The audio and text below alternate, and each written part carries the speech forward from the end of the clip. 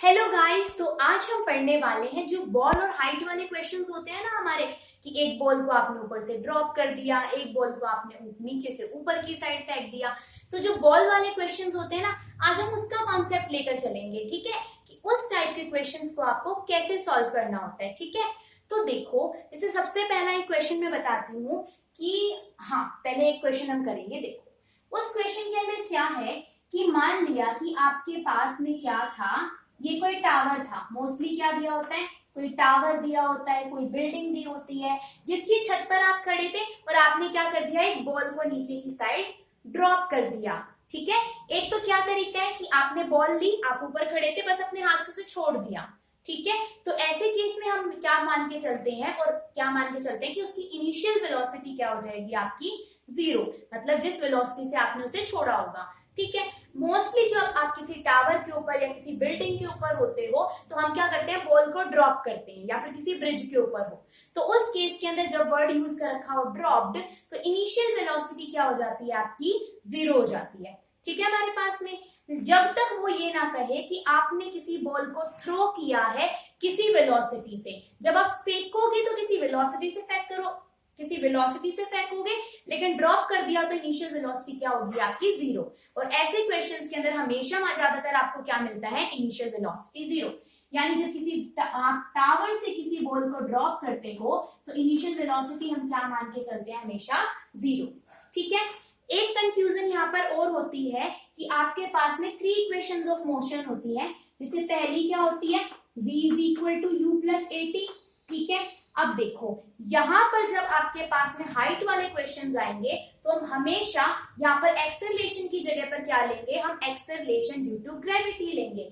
यानी कि इस ए की जगह पे यहाँ पर क्या आएगा, आपका जी आएगा। ठीक है, एक्सेलरेशन की जगह पे क्या आएगा, एक्सेलरेशन ड्यू टू ग्रेविटी आएगा। ठीक है, तो यानी आपका फॉर्मूला क्या बन जाएगा, v is equal to u plus g t. अब देखो, एक फॉर्मूला क्या होता है, s is equal to u t plus में हाफ ए टी स्क्वायर होता है, तो ये फॉर्मूला भी क्या बन जाएगा, यू टी प्लस में हाफ जी टी स्क्वायर। ठीक है, एक फॉर्मूला होता है v स्क्वायर माइनस का u square is equal to 2as, तो यहां पर भी इस a की जगह पे क्या आ जाएगा, आपका एक्सेलरेशन ड्यू टू ग्रेविटी। ठीक है, यानी ये फॉर्मूला ऐसे बदल गया, ये वाला ऐसे, और ये आपका ऐसे बदल गया। ठीक है, अब ध्यान रखना कि जब भी आप किसी बॉल को ऊपर से नीचे की साइड ड्रॉप करते हो तो नीचे क्या है, ग्रेविटी हमेशा नीचे लगती है ना, ग्रेविटेशनल फोर्स। तो हमेशा हमारे पास में यहाँ पर जी के आगे जो साइन है वो क्या आता है, पॉजिटिव आता है। यानी कि ये फॉर्मूला इस वाले तरीके से यूज होंगे आपके। ठीक है, हमारे पास में यहाँ पर ये चीजें क्लियर हो गई। लेकिन अगर आप क्या करो, नीचे से किसी बॉल को आप फेंक रहे हो, तो नीचे से आपने बॉल ली, मैंने चौक था, मैंने नीचे से फेंका ऊपर की साइड, तो आपने ग्रेविटी के अगेंस्ट काम करा। यानी ग्रेविटी का तो क्या काम है, हर चीज नीचे क्यों गिरती है, ग्रेविटी की वजह से। अगर आप उसे क्या कर रहे हो, ग्रेविटी के अगेंस्ट काम कर रहे हो, उस बॉल को आप ऊपर की साइड थ्रो कर रहे हो, तो ये फॉर्मूलेस क्या हो जाएंगे, यहाँ जी का साइन क्या हो जाएगा, आपका नेगेटिव। यानी कि एक्सेलरेशन ड्यू टू ग्रेविटी जो है वो क्या हो जाएगी, आपकी माइनस में हो जाएगी। यानी जब ऊपर से किसी बॉल को ड्रॉप किया जाता है, यानी कोई भी चीज जब आपकी नीचे की साइड आए तो फॉर्मूलेज में यहाँ पर प्लस का साइन आता है, जो हम जनरली लेकर चलते हैं। लेकिन अगर कोई बॉल आपकी क्या की जाए, नीचे से थ्रो की जाए, यानी अगेंस्ट ग्रेविटी आप काम कर रहे हो, तो जी का फॉर्मूला क्या हो जाएगा, मतलब जी का साइन क्या हो जाएगा, आपका नेगेटिव हो जाएगा। ठीक है, और ये फॉर्मूलेज आपके क्या बन जाएंगे, देखो, पहला फॉर्मूला क्या हो जाएगा, v is equal to u minus का जी टी। नेक्स्ट क्या हो जाएगा, s is equal to u t minus half g t square. अगला क्या हो जाएगा, v स्क्वायर माइनस का u स्क्वायर इंटू में माइनस 2gs हो जाएगा। ठीक है, जहां जहां g था वहां क्या आ जाएगा, माइनस। तो बेसिक फॉर्मूलाज क्लियर हो गए कि कब माइनस लेना है और कब प्लस लेना है। एक चीज तो ये पूछी जाती है। दूसरा, एक चीज और आती है आपके पास में, ये बेस क्लियर हो गया। आगे मान लिया कि आपने क्या करा, कि कोई बॉल आपने क्या करी, इस तरीके से फेंकी। मान लिया कि इस तरीके, यहाँ आप खड़े थे, आपने नीचे से कोई बॉल फेंकी ऐसे ऊपर की साइड, कुछ हाइट पर वो जाएगी, बॉल आपने ऊपर की साइड फेंकी, कुछ हाइट पर जाएगी, फिर एक हाइट गेन करके वो वापस नीचे गिर जाएगी। जिस भी बॉल को हम ऊपर फेंकते हैं, किसी भी चीज को हम ऊपर फेंकते हैं, तो कुछ टाइम के बाद वो नीचे गिर जाती है ना। तो ठीक वही यहाँ पर होने वाला है कि ये बॉल मान लिया यहाँ पर जाएगी एक मैक्सिमम हाइट तक और फिर क्या आ जाएगी आपकी नीचे गिर जाएगी। ठीक है, बॉल ऊपर गई और फिर नीचे गिर जाएगी। तो अब ध्यान से देखो, जब ये बॉल आपने नीचे से फेंकी होगी, ग्रेविटी के अगेंस्ट फेंक रहे हो, तो कुछ ना कुछ उसकी इनिशियल वेलोसिटी हमेशा होगी। तो यानी यू से हम किसको रिप्रेजेंट करते हैं, इनिशियल वेलोसिटी को, क्योंकि हमने उस बॉल को थ्रो करा है और जब हमें नीचे से कोई चीज ऊपर फेंकनी है तो उसकी कुछ ना कुछ आपकी वेलोसिटी होने वाली है। ठीक है, आगे की साइड आगे चलते हैं। अब जब आपके पास में वो बॉल ऊपर मैक्सिमम हाइट पर पहुंच जाती है, जब नीचे गिरती है, तो इस पॉइंट के ऊपर जो आपका मैक्सिमम हाइट का पॉइंट होगा, इस पॉइंट पर आपकी फाइनल वेलोसिटी क्या हो जाती है, जीरो हो जाती है। ठीक है, नीचे से आपने बॉल फेंकी, ऊपर गई किसी पॉइंट पर, उसकी फाइनल वेलोसिटी क्या हो जाएगी, जीरो हो जाएगी। ठीक है, ये चीज क्लियर हो गया। ऐसे क्वेश्चंस को हम दो पार्ट में करेंगे। एक पार्ट तो इतना हिस्सा हो गया कि नीचे से बॉल फेंकी और ऊपर हाइट तक गई, किसी वेलोसिटी से फेंकी थी, ऊपर जाके उसकी वेलोसिटी जीरो होगी। एक बार जब उसकी वेलोसिटी जीरो होगी ना, फिर वो बॉल नीचे गिरेगी। यानी वो बॉल नीचे कब गिरेगी, जब ऊपर आपने जिस वेलोसिटी से फेंका उसकी वैल्यू आगे जाके जीरो हो जाएगी, फिर वो बॉल नीचे गिरना शुरू होगी। ठीक है हमारे पास में, तो एक केस तो ये हो गया ए से बी वाला। अब मैंने बोला कि ये बी से जब बॉल नीचे की साइड आएगी, सी पॉइंट पे यानी धरती पे टकराएगी, तो ये अब आपका सेकंड केस होगा। एक केस ये हो गया, इनिशियल वेलोसिटी कुछ थी और फाइनल आपकी जीरो होगी। अब जब आपके पास ये बॉल नीचे आ रही होगी तो क्या हो जाएगा, अब जो ये फाइनल वेलोसिटी थी फर्स्ट वाले केस के लिए, अब ये बन जाएगी इनिशियल वेलोसिटी आपके सेकंड वाले हिस्से के लिए। यानी बी से जब सी की हम बात कर रहे हैं, ये पार्ट था आपका ए से बी के लिए और ये क्या है आपके पास में बी से सी के लिए। ठीक है, अब ये फाइनल वेलोसिटी इसकी क्या बन गई, इनिशियल वेलोसिटी। अब ये धरती पर टकराएगी यानी ग्राउंड को स्ट्राइक करेगी किसी ना किसी वेलोसिटी के साथ में, और उस वेलोसिटी को हमने क्या मान लिया, v। यानी अब आपकी कोई ना कोई फाइनल वेलोसिटी आएगी जिसके साथ में वो क्या करेगी, ग्राउंड को स्ट्राइक करेगी। ठीक है, फाइनल वेलोसिटी के साथ में पूछा जाता है कि किस वेलोसिटी से वो ग्राउंड को स्ट्राइक करेगी। या तो दोनों क्वेश्चन को मिलाकर दे देगा या फिर अलग अलग भी दे सकता है। ये होगा नीचे से फेंकने वाला, फिर दूसरा केस हो गया ऊपर से नीचे ड्रॉप करने वाला। तो ये चीज होगी, जब आप इस वाली साइड जब नीचे से ऊपर फेंक रहे हो तो सब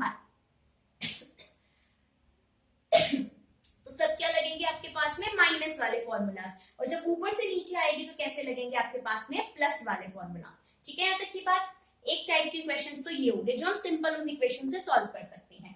एक वो आपसे क्या पूछता है, वो जो क्वेश्चन आएगा तभी देखेंगे कि उससे हमारे पास में तीन पार्ट बनेंगे।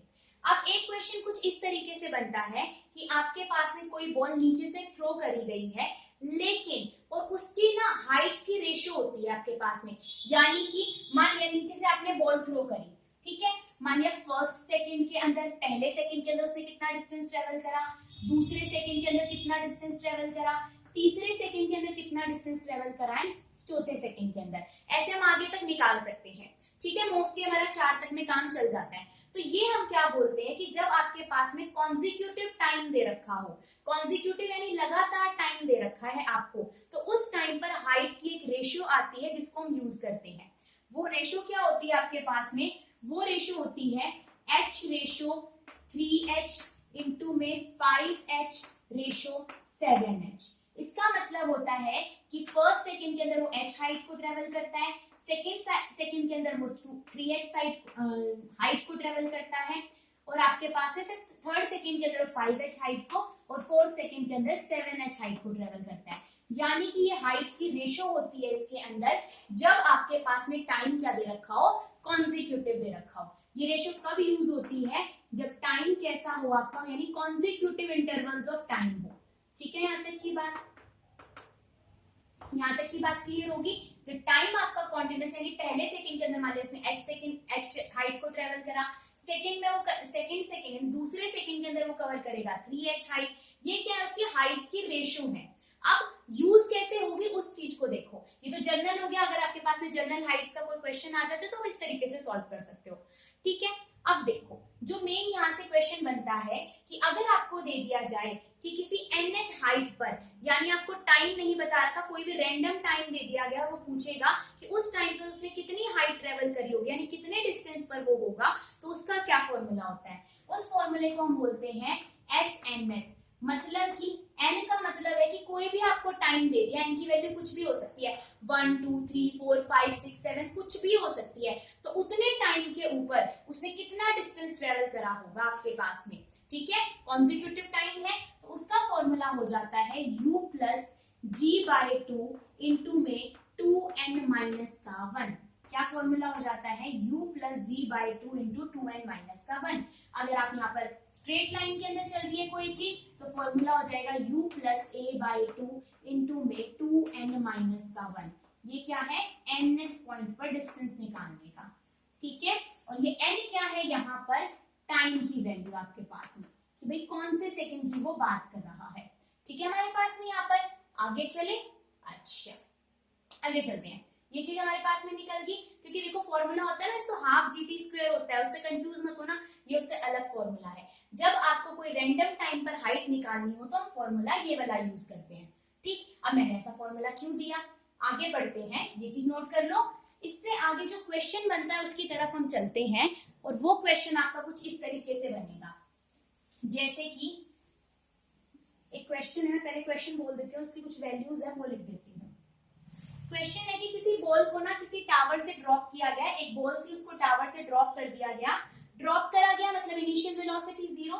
अब वो बोलता है कि पहले फर्स्ट सेकंड के अंदर उस बॉल ने h हाइट को ट्रेवल करा, ठीक है, यानी कि ये जो बॉल थी इसने h हाइट को ट्रेवल करा होगा फर्स्ट सेकंड के अंदर, ठीक है। हमारे पास में मैंने टोटल हाइट मैंने s मान ली, ठीक है। ये क्या है, इस टावर की पूरी हाइट मान लिया कि s थी, उसका एक पार्ट, उसका h हिस्सा उसने कितने में ट्रेवल करा, 1 सेकंड के अंदर। और जो लास्ट का जो सेकंड था, इसने बोला कि इन लास्ट सेकंड वो ट्रेवल करता है आपके पास में कितना, 7h हाइट को ट्रेवल करता है, ठीक है, यानी h हाइट ट्रेवल करता है वो 1 सेकंड के अंदर, और लास्ट के आखिरी सेकंड के अंदर वो ट्रेवल करता है 7h सेकंड, ठीक है। अब लास्ट का सेकंड तो मुझे नहीं पता, तो अब हम यहाँ पर इस क्वेश्चन को सॉल्व करेंगे। हमसे पूछी गई है कि इस टावर की पूरी हाइट कितनी होगी, कितना टोटल टाइम उसको लगेगा। तो देखो हम यहाँ से एक फॉर्मूला पढ़ते हैं, that s is equal to ut plus में हाफ gt स्क्वायर वाला फॉर्मूला हम पढ़ते हैं ना। तो यहाँ हमें क्या करना है, अब देखो इनिशियल वेलोसिटी तो 0 है, तो ये तो पूरा का पूरा 0 हो गया आपके पास में, बचा क्या, ओनली हाफ gt स्क्वायर बचा। यहाँ तक की बात क्लियर होगी। अब हमें तो टाइम नहीं पता ना, हाँ 1 सेकंड के लिए तो निकाल सकते हैं, उससे फायदा क्या होगा, तो हम यहाँ पर क्या कर लेंगे, मैंने एक फॉर्मूला बताया था कि जब आपको nth सेकंड के अंदर क्या निकालनी हो, हाइट निकालनी हो, ठीक है, तो मैंने यहाँ पर क्या मान लिया, फॉर्मूला क्या था, u plus g by two into में 2n माइनस का 1। अब मुझे नहीं पता कि 7h हाइट उसने कितने सेकंड के अंदर कवर करी थी, मुझे नहीं पता, पर 7h हाइट उसने ट्रेवल करी थी। तो मैंने इस हाइट की जगह पे, तो जो डिस्टेंस था इसकी जगह पे मैंने 7h को रख दिया, ठीक है। यहाँ तक की बात, इनिशियल वेलोसिटी तो 0 थी, यहाँ भी 0 पुट होएगी, g की वैल्यू होगी 10 डिवाइड बाय में 2। मुझे नहीं पता कि कितने टाइम पे सेकंड था, मतलब कि 1 सेकंड 2 सेकंड कितना था, मुझे टाइम निकालना है।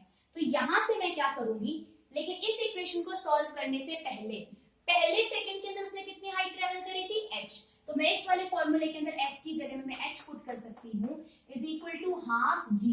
टाइम कितना लिया था उसने, 1 सेकेंड। तो यहाँ से आपके पास में क्या निकल जाएगी, यानी h हाइट उसने ट्रेवल करी होगी हाफ g के अंदर, ठीक है। यहाँ तक, या और सॉल्व करना चाहो यहाँ पर तो समझ में आ रहा है कि मैं इधर लिखूं, देखो यहाँ पर लिख देते हैं, g की वैल्यू 10 डिवाइड बाय में 2, यानी कि ना भाई ना, हम वैल्यू पुट करेंगे, h की वैल्यू किसके बराबर आ गई आपके पास में, हाफ g के बराबर।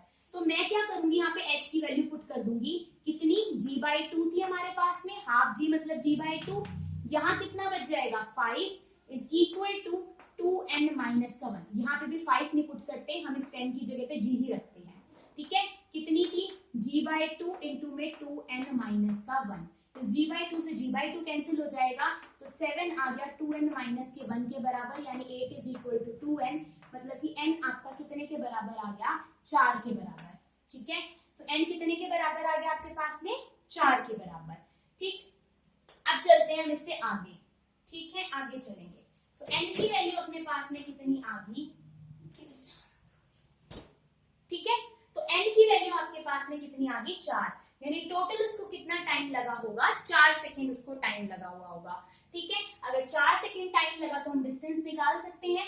कैसे निकल जाएगा, s is equal to half g t square, put कर देते हैं, s हमें निकालना था, g की वैल्यू t थी और टाइम कितना था 4, तो 4 का स्क्वायर, ये कट गया 5 जा, तो कितना आ जाएगा 16, 5 जा आपके पास में कितने होते हैं, यानी 80 मीटर का उसने क्या करा होगा, आपका डिस्टेंस ट्रेवल करा होगा। ठीक है, ये बोलते हैं ना एनएच, एनएच का मतलब बिल्कुल लास्ट में उसको कितना टाइम लगा होगा, तो उसको 4 सेकेंड लगे होंगे। ठीक है हमारे पास में, तो ये चीज हमारे पास में निकल कर आ गई। अब ये मत सोचना कि 4 सेकेंड तो सिर्फ इतने का ही आया होगा, नहीं, रेशियो याद रखो कि जैसे जैसे आगे रेशियो बढ़ रही थी 1h 2h 3h, टाइम भी लगातार बढ़ रहा था, और जो लास्ट वाली रेशियो के अंदर लास्ट वाला टोटल टाइम था, तो यहाँ पर ये 4 भी क्या निकला होगा, टोटल टाइम निकला होगा, और यहाँ से हम टोटल हाइट क्या कर सकते हैं, निकाल सकते हैं। ठीक है, तो इस टाइप का क्वेश्चन भी हमारा यहाँ पर क्या हो गया, कंप्लीट हो गया। ठीक है, अब इसके जैसे ही कुछ इंपॉर्टेंट क्वेश्चन ऐसे हाइट वाले आते हैं, वो हम इसके नेक्स्ट पार्ट के अंदर कंटिन्यू करेंगे। ठीक है।